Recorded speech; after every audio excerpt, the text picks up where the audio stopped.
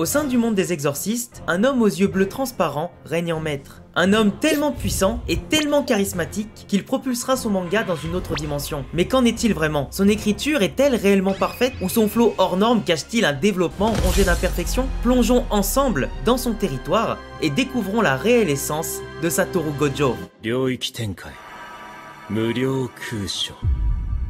Satoru Gojo est un personnage plus complexe qu'il n'y paraît. Adulé par les fans, il est le véritable visage de l'énorme succès de Jujutsu Kaisen. Pourtant, il ne fait pas l'unanimité concernant sa qualité en tant que personnage. Mais avant de commencer la vidéo, laissez-moi vous présenter le jeu mobile Jujutsu Kaisen Phantom Parade qui est disponible dès aujourd'hui sur l'App Store, Google Play, le site internet du jeu et aussi bien sûr dans la description. C'est le premier jeu officiel sous licence en tout cas de l'anime Jujutsu Kaisen. Du coup, profitez-en parce qu'aujourd'hui, en le téléchargeant, tu vas avoir accès à plein de récompenses exclusives pour découvrir le jeu. Un jeu qui donne justement vie au moment emblématique de l'anime avec des visuels époustouflants, un mode histoire plutôt sympa et un gameplay immersif. Tu pourras former l'équipe de ton choix avec tes personnages préférés qui possèdent aussi au passage leur vraie voix que dans l'anime. Tu devras te préparer pour des batailles stratégiques avec les attaques ultimes coopératives qui permettent d'enchaîner les coups ultimes à la suite et de faire des chaînes, en tout cas pour créer un maximum de combos. Tu devras aussi profiter des faiblesses élémentaires pour remporter la victoire. Et t'as plein de fonctionnalités comme par exemple le combat automatique pour juste profiter d'une expérience fluide et agréable. Le jeu est disponible quasiment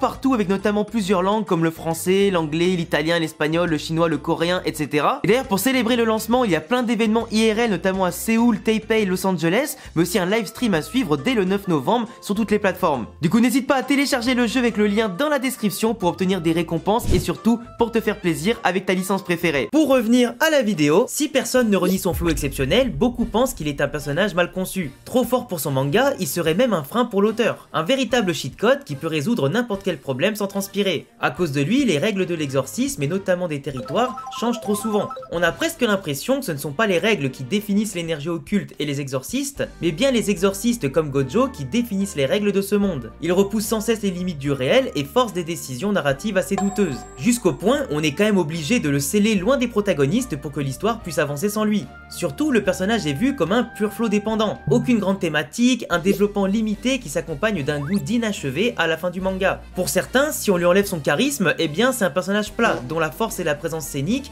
dissimulent le néant de son essence. Et pour d'autres, eh ben, c'est carrément le contraire en fait. Il serait l'un des meilleurs personnages des dernières années, et la pseudo-perfection qu'il représente aurait un grand intérêt scénaristique. Et bien évidemment, en tant que youtubeur qui fait des vidéos que vous n'avez pas compris, je me dois quand même de vous dire une chose, les deux parties ont tort. Et ce qui est marrant dans cette histoire, c'est qu'en fait, ils ont tort pour la même raison. Car oui, Satoru Gojo n'est pas un personnage qui parle de perfection et d'idéal, mais bien d'imperfection. Et je sais ce que vous allez me dire. Mais comment ça, Alex Gojo, il est imparfait? Et c'est normal, car c'est justement son très bon développement narratif qui vous a induit en erreur. Tout ça pour finalement rendre son exécution plus intense. Lorsqu'on rencontre Gojo au début de Jujutsu Kaisen, il paraît indestructible. Il défait Sukuna sans une once de difficulté alors que ce dernier semble très puissant. Il se permet même de s'amuser pendant le combat. Il s'agit d'un procédé narratif, la chute soudaine de tension dramatique. Alors que les spectateurs et les différents protagonistes ressentent une forte pression due à la menace, Gojo arrive et la fait disparaître. Il évolue dans une autre dimension où cette même tension dramatique n'existe pas et ce procédé amplifie l'impact sur le spectateur. D'autant plus que c'est sa scène d'exposition. L'auteur bâtit cette notion d'être supérieur dès notre première impression et l'ancre dans notre inconscient. Et toutes les scènes suivantes renforcent finalement ce build-up. Il s'oppose à l'autorité suprême et obtient ce qu'il souhaite, sauver Yuji. Ensuite, il informe ce dernier qu'il le tuera une fois la mission accomplie,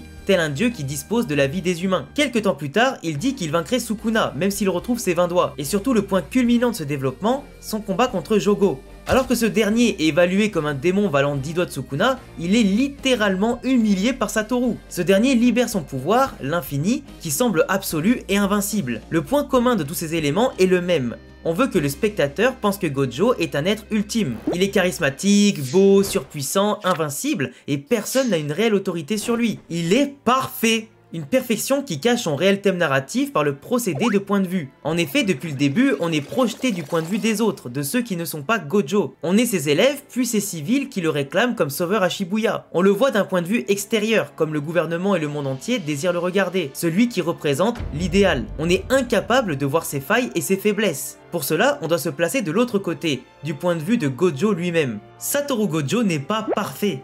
Il est parfaitement imparfait. Ce développement commence par de petits indices. comme sa réaction lorsqu'il sent l'odeur de Geto et qu'on ressent pour la première fois de l'inquiétude. Des petites étincelles qui nous mènent vers le feu, l'arc de son passé, un délice d'écriture qui nous plonge directement dans son point de vue. Dès le début, on y voit un Gojo différent. Alors que de base, il semble irresponsable par esprit comique, ici il transparaît comme réellement dissocié de ses responsabilités. Alors que Geto et lui sont les principaux atouts de l'organisation, il ne souhaite pas porter ce fardeau sur ses épaules. Après tout, pourquoi devrait-il défendre tous ces gens? A l'inverse, Suguru est beaucoup plus héroïque. Il veut protéger tout le monde. Leur relation nous fait comprendre que Gojo a besoin de quelqu'un pour le cadrer et le faire avancer dans le droit chemin. Ensemble, ils représentent le yin et le yang, induisant que seul Gojo n'est pas parfait. Il est fort mais il doute de sa place en ce monde. Il souhaite agir par conviction et non par l'obligation de ce que son statut lui impose. Ainsi, il est prêt à défier le gouvernement en décidant de ne pas donner la jeune fille à Tengen en accord avec Geto. Il suit sans cesse ses propres convictions et ce même s'il met le monde en péril. Loin d'une décision parfaite, on peut le dire. Ce statut est ensuite définitivement démoli lors de son combat contre Toji. Il perd contre un être humain sans pouvoir, la représentation même de l'imperfection dans ce monde d'exorcistes. Son premier échec, un échec de taille qui change considérablement la suite de l'histoire, pervertissant son meilleur ami Geto au passage. Et là, alors que son statut d'être supérieur est détruit aux yeux du spectateur, Gojo revient. Il s'éveille et anéantit Toji, l'allégorie de l'imperfection. Il s'élève dans les cieux, tel un dieu, et exclame que tous doivent le vénérer. La mise en scène nous place de nouveau d'un point de vue extérieur. Et de celui-ci, il paraît à nouveau idéal. Mais le spectateur n'est plus dupe, ce Gojo n'est pas parfait. On connaît sa véritable personnalité, ses doutes et ses échecs. Dans son visage, on peut lire une grande folie. S'il décide de devenir l'être parfait que tout le monde veut, il deviendra un être dénué de sentiments. De plus, son corps est à l'envers dans cette scène. La symbolique est forte. Lorsqu'il s'élève dans le ciel, il ne représente pas le divin. Sa force colossale et son statut le placent dans le parfait, mais sa psychologie et ses failles le rendent imparfait. Il est à l'envers de ce que les gens veulent de lui, bien malgré lui. Après sa victoire face à Toji, sa relation avec Geto évolue lentement vers le négatif. Ils se séparent et ne sont plus aussi proches qu'avant. Ils ne se complètent plus. Alors, Gojo plonge dans la solitude et dans une quête de puissance, de maîtrise et d'idéal. Geto, lui, détruit par les pertes humaines, sombre dans les ténèbres. Ce dernier, qui voulait protéger tout le monde, a changé d'avis. Peut-être qu'en fin de compte, Satoru avait raison. Pourquoi devrait-on les protéger s'ils sont si faibles? On serait peut-être plus heureux après tout. Il commet alors l'irréparable et se sépare définitivement de la paix que représentaient autrefois ses objectifs. Toute la pression et les responsabilités que Gojo refusait de porter ont finalement écrasé Geto. Ce dernier est déshumanisé. Il n'a plus les émotions et l'éthique qui caractérisent l'homme au point de commettre l'un des pires péchés, tuer ses propres parents. Là où le monde déshumanise Gojo en le considérant comme un dieu sans faille, Geto est lui déshumanisé en perdant tout ce qui fait de lui un homme. Et ce moment-là est un tournant narratif du développement de Satoru. S'il est parfait, alors il doit combattre le mal, même si celui-ci est la personne qu'il aime le plus au monde. Mais Gojo en est incapable et le laisse partir. Il sait que les conséquences peuvent être terribles, mais il fait ce choix, car ses sentiments sont trop forts et qu'au final, il dépend toujours affectivement de Geto, le seul qui le voyait comme un humain et un ami, pas comme un sauveur parfait. Un nouvel échec dans sa pseudo-perfection lié à sa plus grande faille. C'est d'ailleurs ce même Geto qui lui posera la question la plus connue de tout le manga. Est-ce que tu es fort parce que tu es Satoru Gojo ou parce que tu es Satoru Gojo que tu es fort? Le vrai sens de cette question est très simple. Est-ce que tu es défini par ta perfection? Ou est-ce que parce que tu es Satoru Gojo, un être humain faillible et imparfait, que tu as pu progresser et devenir fort? Geto lui-même ne sait plus qui il a en face de lui. Cet arc se conclut sur cette opposition idéologique. De retour dans le présent, Gojo est appelé au secours à Shibuya. Une fois encore, les gens le voient comme le sauveur, le héros idéal. Mais Gojo n'empêche pas le massacre. Pourquoi? Car encore une fois, il possède des failles. Il n'a pas perdu ses émotions et les considère comme ses prises de décision. Ainsi, lorsqu'il se confronte à 3 fléaux de rang S, il refuse d'utiliser son territoire pour les anéantir, car il y aurait de nombreux civils tués au passage. Et aujourd'hui, il est piégé car il a faibli et s'est déconcentré à la vue de son ancien meilleur ami.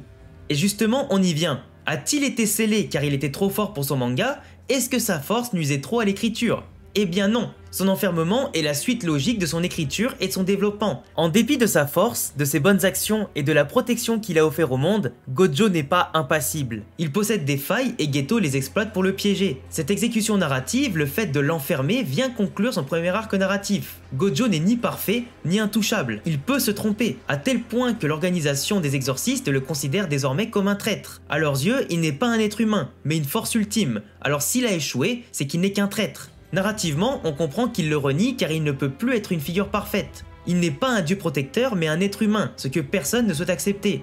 Une écriture et un développement thématique puissant qui, en mon sens, apportent beaucoup plus au récit qu'il ne le restreint. probablement la plus grande réussite scénaristique de tout le manga Jujutsu Kaisen. De plus, la symbolique de la boîte est très parlante. Il est emprisonné au cœur de ses faiblesses et de ses responsabilités trop dures à porter. Gojo Satoru est plus qu'un simple personnage. On a répondu précédemment à la grande mésentente concernant son développement et son écriture. Cependant, il reste une dernière critique, son cheminement narratif considéré comme incomplet. Hop hop hop les animaux ennemis, je vous arrête ici pour votre bien parce qu'à partir d'ici il va forcément y avoir des spoils sur la fin du manga qui n'est pas encore adapté en animé. Du coup, si vous voulez éviter les spoils, ne continuez pas la vidéo, vous pouvez la quitter bien sûr en vous abonnant et en cochant la cloche si bien sûr la vidéo vous a plu jusqu'à maintenant, et laissez un petit pouce bleu et un commentaire pour soutenir le travail de toute l'équipe, ça fait super plaisir. Merci à tous. En effet, beaucoup de gens pensent que sa mort lors de son combat contre Sukuna est un mauvais choix qui rend le personnage incomplet. En réalité, c'est l'exact inverse. Dès le scellement, Gojo rentre dans son arc narratif final, une thématique plus courte qui parle d'héritage. Lorsqu'il parle de Yuta à Kenjaku, on comprend qu'il n'est pas seul au monde. D'après Shoko, Gojo avait peur d'être seul.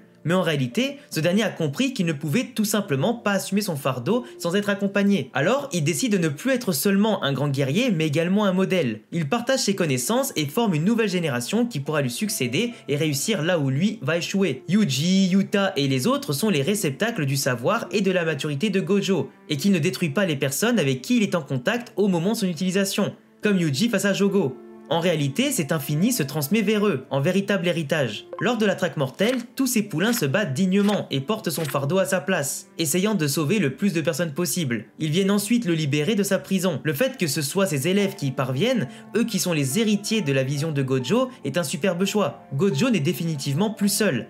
Il est accompagné de ceux qui le voient comme un être humain et qui sont prêts à combler ses failles. L'apogée émotionnelle et narrative prend place dans l'avant-combat. Alors que Gojo se dirige vers un affrontement terrible, en seul espoir de l'humanité, ses élèves n'agissent pas comme l'aurait fait qui que ce soit auparavant. Ils ne le traitent pas comme un dieu ou un être parfait. Ils l'encouragent comme un ami, lui rendant toute l'humanité que son statut avait effacée. Ils ont des mots gentils, amusants, lui tapent dans le dos et croient en lui. Gojo peut avancer et se battre en étant serein, car il sait que même en cas de défaite, son héritage est prêt à prendre la relève. Et c'est bien ça, le véritable sens du fameux « I'd win » avant son affrontement. Le « je gagnerai » ne signifie pas qu'il gagnera son 1 contre 1, mais bien que ce qu'il représente, à savoir sa force, son expérience et ceux à qui il a transmis, viendront à bout de n'importe quelle menace. Et là, vous allez être déçus, mais on ne va pas analyser son combat dans cette vidéo. Déjà car narrativement, le plus important vient avant et après. Et surtout car ce combat n'a pas de réel enjeu thématique et n'est pas très intéressant dans le cadre de cette vidéo. En revanche, si vous voulez qu'on analyse tous ensemble l'intégralité du combat Gojo contre Sukuna dans une vidéo qui lui est dédiée, n'hésitez pas à le dire en commentaire. Gojo perd ce combat. Il meurt des griffes de Sukuna. Mais cette défaite n'est pas une fatalité, car comme dit précédemment, ses descendants métaphoriques livrent à leur tour le combat. Cette mort est parfaite et arrive exactement quand il le faut, à l'heure de passer le flambeau. Il peut enfin trouver la paix et la tranquillité, libéré de son fardeau, car il sait qu'il est entre de bonnes mains. Contrairement à la suite et à la fin du manga, parce que l'auteur est parti en cacahuète. Oui messieurs dames. Bon, oui, la suite de l'histoire est quelque peu douteuse et dégringole en qualité au fur et à mesure des derniers chapitres. Et le dernier acte de développement de Gojo est l'un des choix les plus critiqués de ce dernier arc. Car oui, l'auteur a décidé de déterrer son cadavre lors du fameux Shinjuku Showdown où Yuta prend le corps de Gojo pour tenter de vaincre définitivement Sukuna. De sa cicatrice sur le front, le cadavre de Satoru est souillé et il est déshumanisé de nouveau, ce qui semble être un retour en arrière dans le développement du point de vue du spectateur. Alors qu'on l'a vu plus humain que jamais face à Sukuna, on le revoit comme un objet de force et de perfection. Mais en réalité, ce choix narratif est probablement la dernière bonne décision de l'auteur, car ce combat, Yuta le perd, et Yuta c'était l'élève le plus proche de Gojo. Il l'idéalise beaucoup et même s'il ne l'a jamais déshumanisé, il pense que sa force est sans limite. Cette défaite vient répondre à la question, posée par Geto bien plus tôt dans le manga. Non, ce n'est pas parce qu'il est fort qu'il est Satoru Gojo, sinon Yuta aurait gagné. Donc c'est bien parce qu'il était Satoru Gojo, avec toutes ses connaissances et ses capacités autant physiques que psychologiques, qu'il était si fort. Yuta perd dans le corps de Gojo, mais Yuji et Nobara, eux, parviennent à vaincre Sukuna grâce à l'héritage que leur maître leur a laissé. Preuve que son corps et son image ne sont pas la clé. Il a propagé ses forces pour que d'autres viennent combler ses faiblesses. Ce choix sert donc positivement le récit. Enfin, lorsque Sukuna sent le regard de Gojo sur lui juste avant l'intervention de Yuta, ce n'est pas à cause du corps de Gojo qui est possédé. En réalité, il ressent le regard de l'homme le plus fort de sa génération, qui contemple sa réussite à travers ses élèves, qui se battent de toutes leurs forces pour réussir là où il a échoué. Un regard empli de fierté car il sait qu'ils en sont capables. Au-delà de toutes les considérations quant à la qualité du manga, il faut bien avouer que Satoru est un excellent personnage. Il possède une belle écriture, des thèmes intéressants et un développement complet.